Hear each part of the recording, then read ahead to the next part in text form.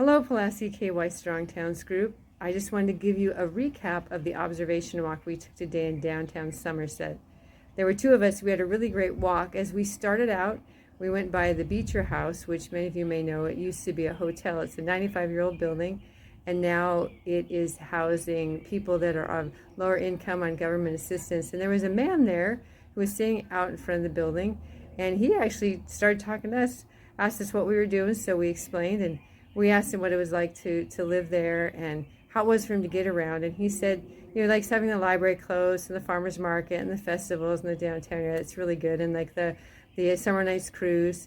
And then he said that, he has the Artec, which will take him around, that transportation bus will take him around to his medical appointments and such. And then he mentioned if he has to go to Walmart or Kroger, he does have to pay for that, but it's just an $8 round trip. And then we were talking, and he mentioned when he's at Walmart or Kroger, there's some different restaurants in those parking lots that he can go to eat at if he wants. Then we asked him if there's something he'd really like to see, maybe that would be helpful. And he mentioned something that I've thought of too, is having like a grocery store downtown, or having stores that meet other needs. I've thought about that. What, like a little hardware store, things like that. And so I thought it was really interesting to hear him say that. In his situation, I've thought about that, people that live, in the downtown area that might not have their own transportation and such. And so, and a lot of times we may think, well, grocery store, you need to have like a big old lot and all sorts of parking. And I thought, well, what if we kind of thought outside the box, a little bit more old-fashioned, so to speak, more traditional, of having a corner market.